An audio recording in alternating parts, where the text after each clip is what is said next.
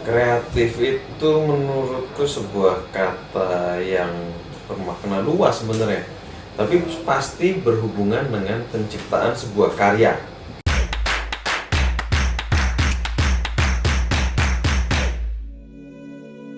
Kreatif itu menurutku cara berpikir sih. Macam-macam ya, ada kreatif dalam berprosesnya, manajemennya itu misalnya, ada kreatif juga di kontennya sendiri. Nyeleneh bisa dikatakan kreatif juga sih, karena apa ya, out of the box gitu kan maksudnya. Unik itu belum tentu bisa diterima. Ada yang bisa, ada yang nggak bisa diterima. Jadi ya pinter-pinterlah mencari. Semua orang berpikir unik. Akhirnya yang unik jadi biasa. Yang biasa jadi unik. Tapi apakah unik itu kreatif? Unik itu bisa jadi kreatif. Nggak harus beda. Nah itu balik lagi ke gengsi masing-masing orang ya. Ada juga kasarnya kita mau nyontek sekalipun sebenarnya ya nggak akan bisa membuat yang sama persis kan ya sama yang udah pernah ada gitu sebenarnya ya. Tapi ya nggak asik aja gitu karyanya, nggak menciptakan suatu hal yang baru ya kan. Kayak apalagi kalau industri komersil itu kan rata-rata nggak melulu konten itu adalah sebuah gebiar yang baru gitu, kecuali campaign besar atau rebranding atau apapun. Jadi nggak beda itu gua mungkin nggak bisa bilang bahwa oh harus beda. Nggak juga sih ya.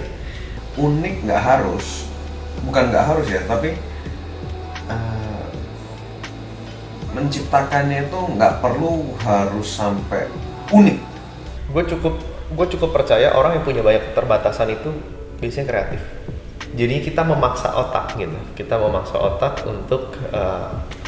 untuk dipush gitu. Nih lu punyanya segini, lu harus bisa hasilin yang bagus gitu. Kalau menurutku bisa dibilang kreatif kalau misalkan penciptaan karya ini bukan sebuah ciplakan ya. Tapi aku bisa bilang orang ini kreatif walaupun dia mengambil intisari dari beberapa hal, menggabungkan sesuatu dari beberapa hal. Menurutku itu akan tetap kreatif.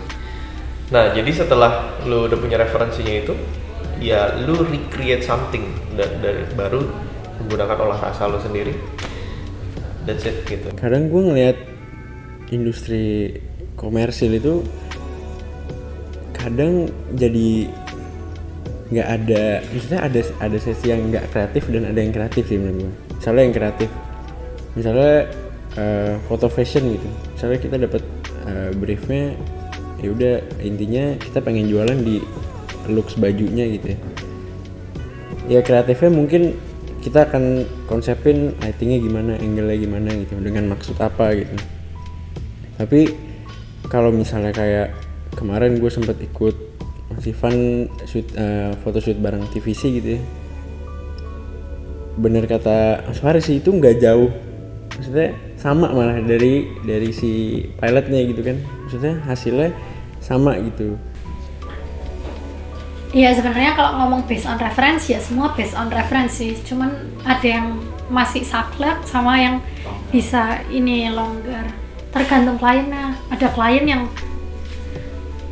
masih bisa dibilang kayak aku mau foto kayak gini ya wes bikinan persis kayak gini. Tapi ada klien yang walaupun udah punya KV kayak dia masih ini sih, masih bisa kayak oke, kamu sebagai fotografer kalau kamu ada suggestion atau ide bisa nih buat bikin ini. Jadi kayak konsepnya kayak ya udah ini project bersama gitu loh.